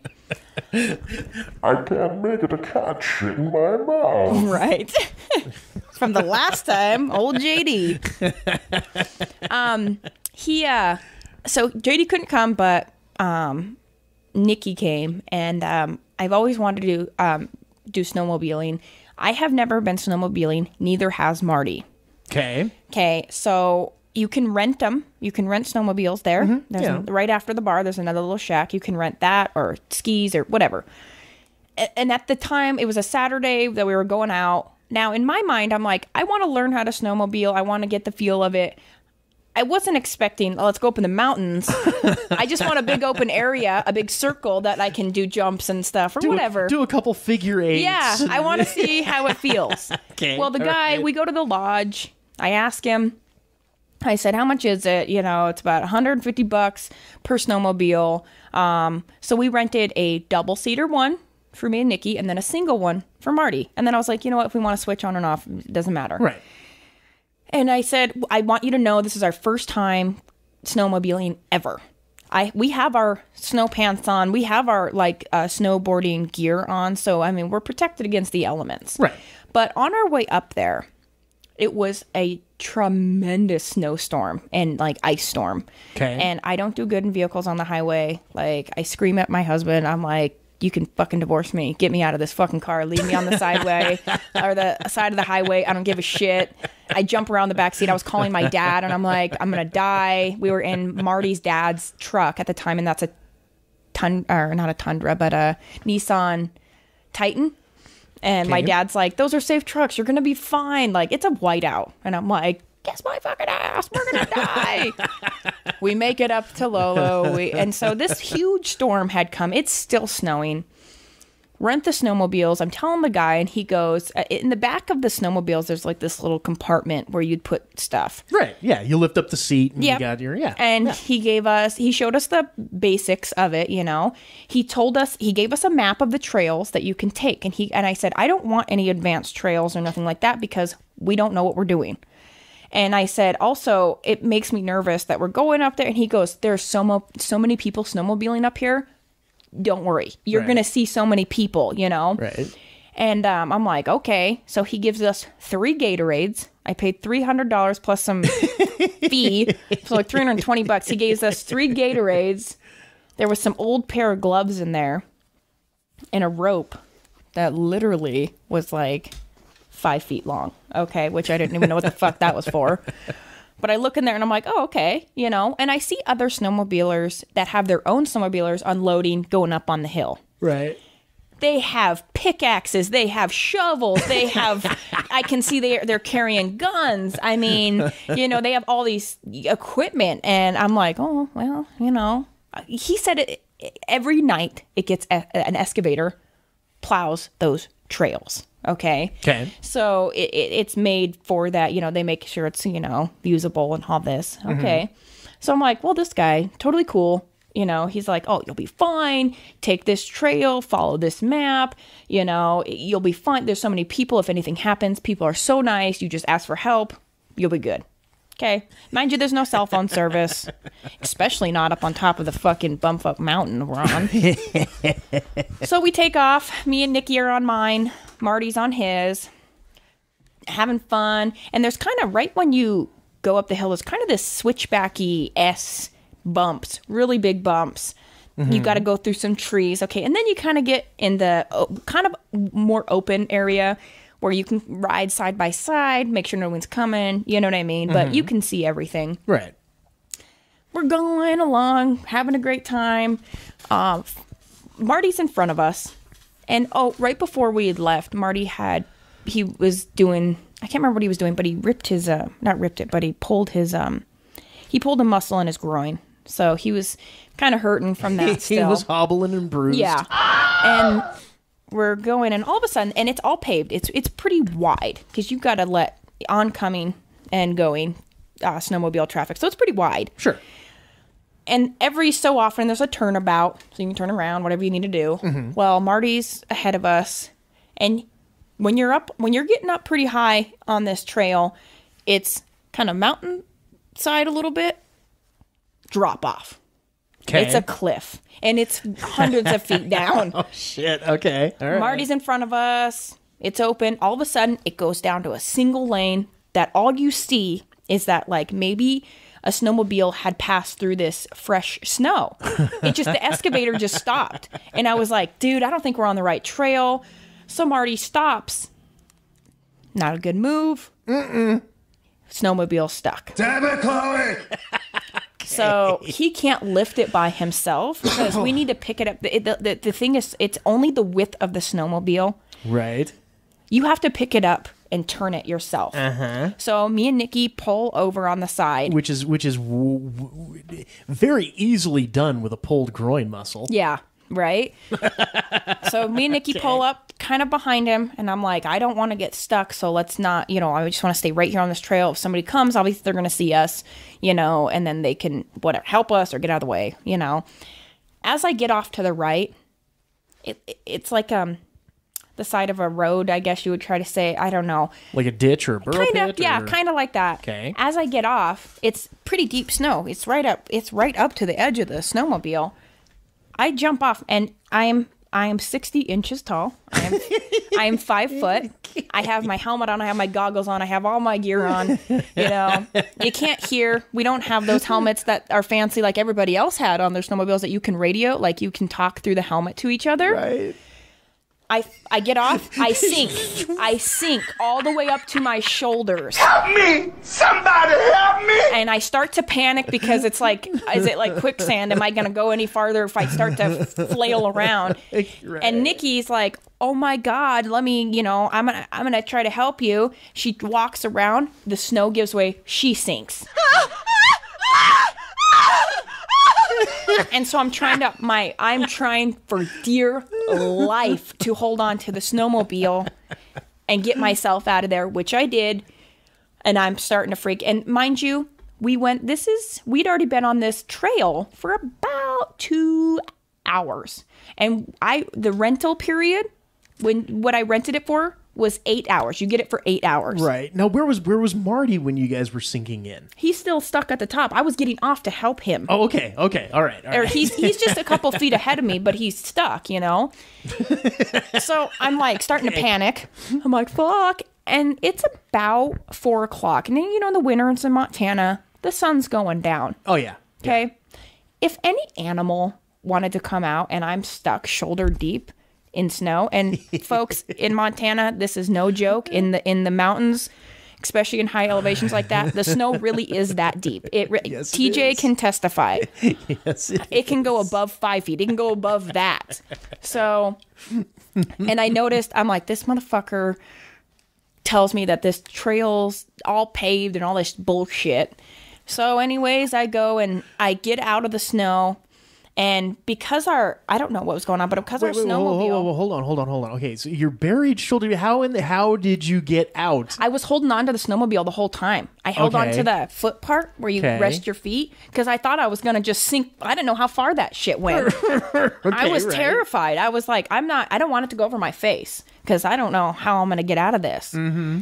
So I was holding on to that. Nikki was holding on to the front end of the snowmobile. There's like this kind of bar thing. Right. Yeah.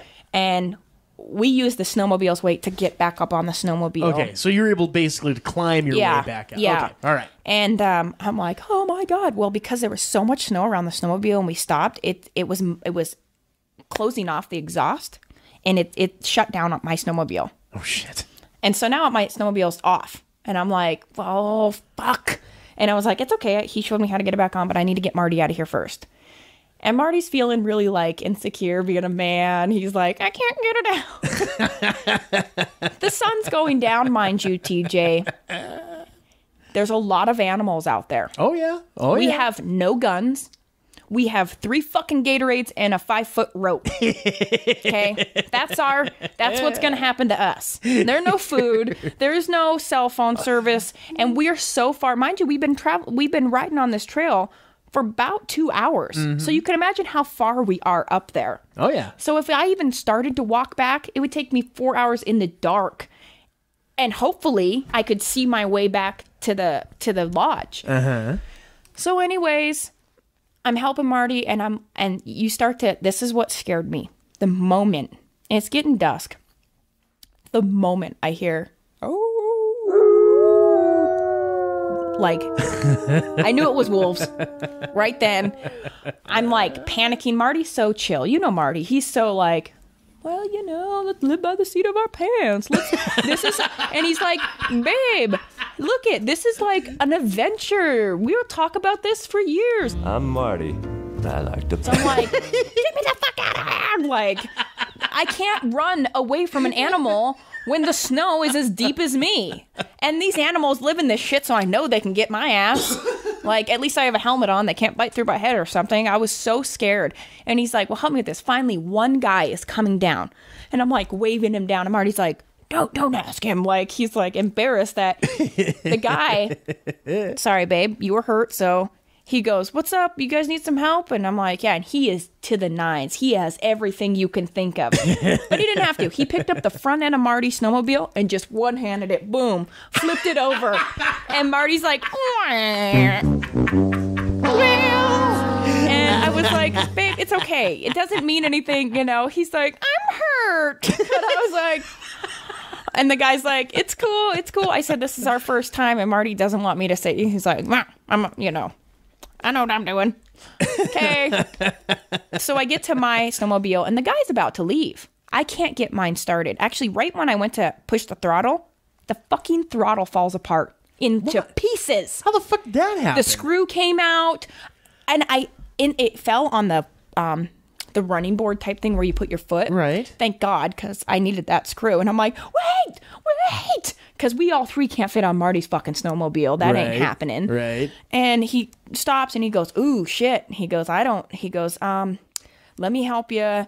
So he had to jerry-rig it. And the way he had to do it was the throttle had to be pulled to a certain extent and stuck in that extent. So I could only go a certain one speed. But that speed was pretty damn fast. And I couldn't slow down because it would die. Right. And I don't know what the hell was going on. It kept dying. Like, you had to stay at that speed or higher. There's bumps. It was like a snowmobile version of Speed. Oh, fuck. Now, when you have two people on it, he got me turned around too. He goes, I don't know why this trail isn't excavated. It's not cleared off. Right. He goes, but don't go up there. He goes, I even got stuck up there. It's even deeper up there. He goes, I'm turning around. This isn't safe anymore. So, okay. So we get turned around. Marty is ahead of us, going back down the hill. And it's like, you can still see, but it's dusk. I mean, it's getting there, okay? Right. And you're in the woods, so you don't really have, the trees kind of darken it anyways. We're flying down this hill. Now, as a woman... hitting bumps, because you can't slow down for any of those jumps. You gotta just jump them. My boobs hurt so bad, and Nikki is in the back, and she's like, I can't take it because it's just slamming down. You hit those jumps, but I couldn't slow down. And it was like the thought of, do I slow down, risk it breaking down, walking in the dark after I heard those animals? I have no protection. If I get lost, I'm screwed out there, And it was also, when we went up there, it was -12 during the day. Jesus Christ. What was it going to be? And it was dropping temp quick. So what was it going to be at nighttime? -20? What in the hell are you doing even out there in that level of negative to begin with? Well, Marty wanted to go on an adventure. I'm about to see the pants, babe. Oh, it's going to be great. Let's try this out. Now, like I said, I thought we were going to be in an open field where we get to try some jumps and not let's go fucking way up in the mountains and act like we know what we're fucking doing. Mind you, like I said, that guy was like, oh, there's so many snowmobilers up there. If anything happens, they'll help you. That was the only guy we saw. One. And I'm like, oh my God. So we're flying down. Marty, there's this turnoff, like I told you. He stops at the turnoff, and we're pretty close behind him. He doesn't know. This is before he knew that I couldn't slow down. So he was stopping for a cigarette, and I go right past him. And he's like, what the fuck? Remember how I told you that there was those big old S curves right when you start, and it's all trees. How fun was that to go down, hitting bumps, going that fast, with my boobs already hurting, with the bumps that were on the nice road? I am freaking out so bad. I'm telling Nikki behind me, I'm like, hold on to me as tight as you can. Here come the trees. I'm in a high-speed pursuit. And now it's dark. It's dark. And I'm like, I am so scared. I'm like, do I stop? And then at least I know that the lodge is right below those trees, or do I go for it? And, you know, I was like, I'm going to go for it. If I feel to the point that I have to stop during, you know, one of the zigzags, then I'll stop. But it's so cold. It's my body's getting cold underneath all my protecting layers too. Right. Well, I mean, like you say, it's -12 and dropping. Yeah. You know, so. And so here it comes, and it's a turn off type thing. So it's boom, you turn off, and it's flying up, and Marty's behind. Nikki keeps turning around, and he's like, what are you fucking doing? Like, he's like, yeah, slow the fuck down. And I could hear him screaming, but I couldn't explain to him, obviously. Finally, get to the bottom of the hill. I'm shaking. I am so mentally exhausted. Marty comes flying up. He's like, what the fuck? He goes, you didn't have to fucking go that fast. I'm like, I couldn't help it. And right when I let off the clutch, it died. It died. I had the guy gave me the extra pieces for that clutch to give to the rental dude. Right. Dude, I go flying in there, and I'm pissed. My chest hurts so bad from my boobs being bounced around, like, for 2 fucking hours. Like, oh my God, it hurts so bad. I get in there. I'm like, I didn't even use it for 8 hours, mind you, so I'm pissed about that. I didn't have a luxurious fucking experience. I run in there. I'm like, I threw him the pieces. I said, let me just tell you. So he goes, oh my God, before you say anything. Right after you guys left, I found out that the excavator fell off the side of the cliff. Oh, Jesus. The guy had to be life flighted out of there. And he goes, I didn't know. And I knew you guys were on that trail. And I was going to send somebody your way because I knew you guys. I'm like, I was already pissed. I'm like, I paid $300 for a fucking snowmobile that fell the fuck apart, and I'm almost on the border of Idaho with no fucking service. Tell that bitch to be cool.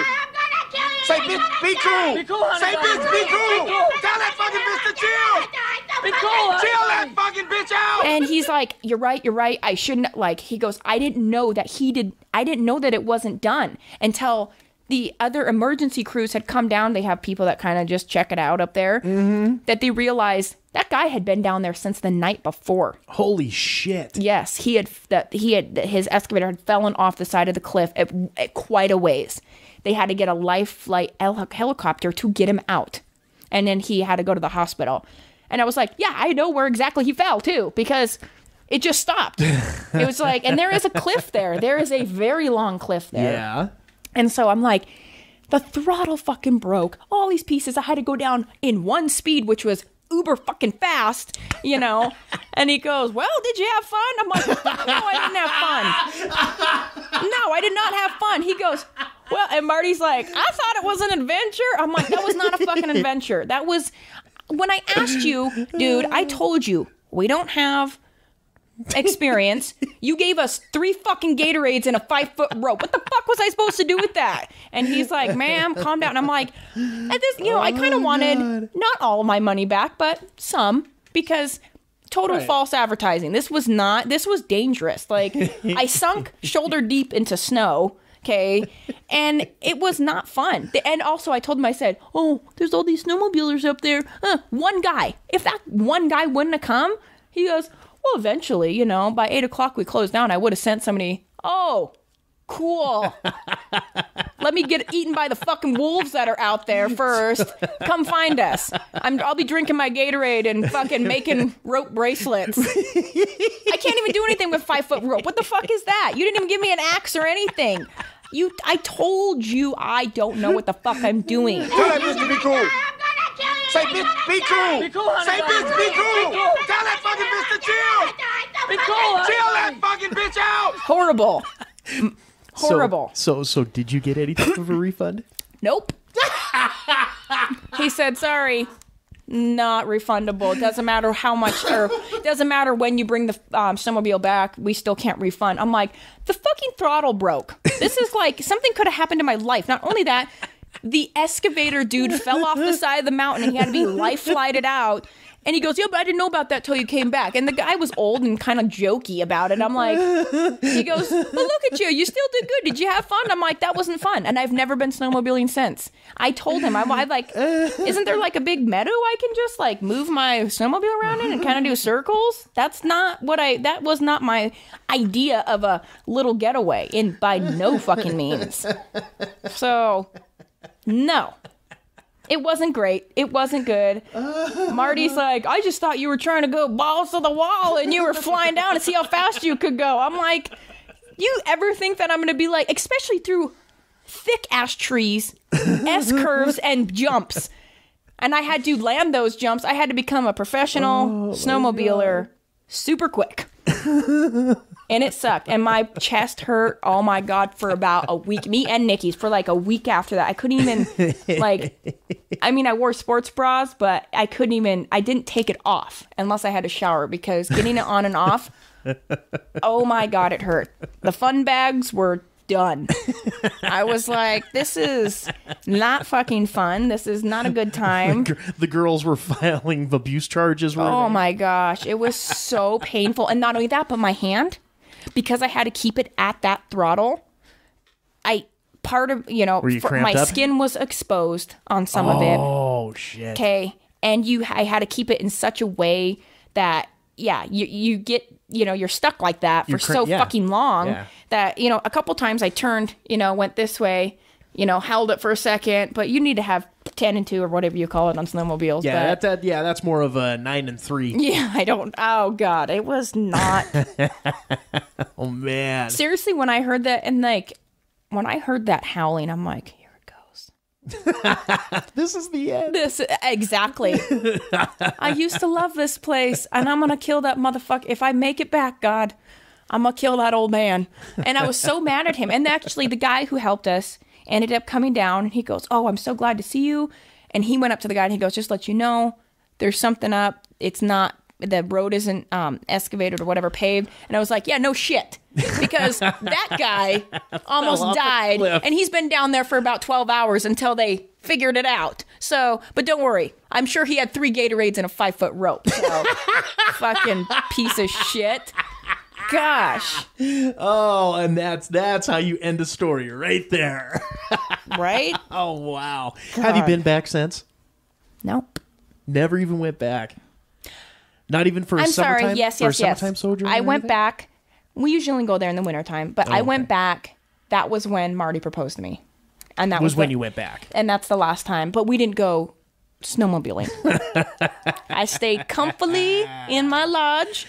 Rented some movies because, like I said, there's no TV there. They have like this little library. You can just check out movies or whatever. Right. But we checked out movies and we laid in bed all day in the comfort of my room.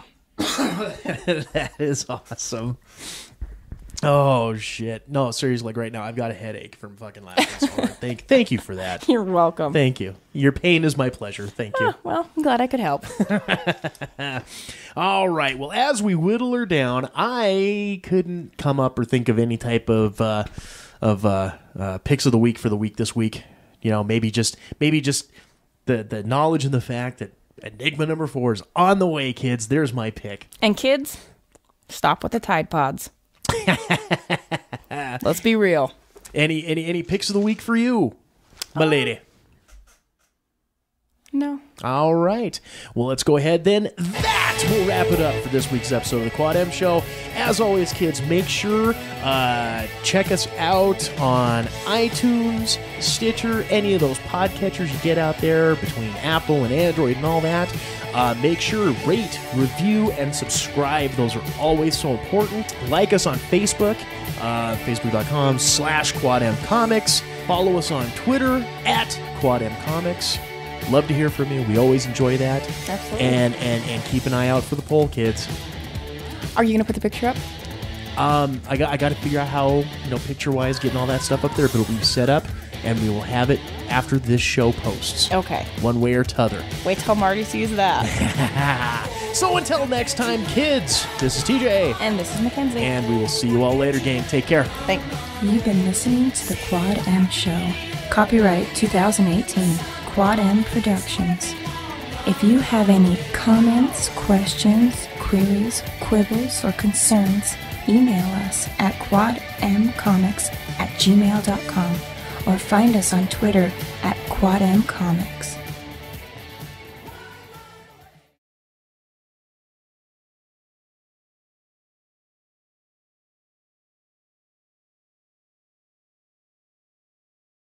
If Monday's bad or Tuesday's sad, make a Saturday. That's a Sunday. Wednesday rains or Thursday's gray, make a Saturday. Looks like a Sunday. Instead of half a banana and a pineapple ring, add yogurt, creamy smooth. Pop a grape on top and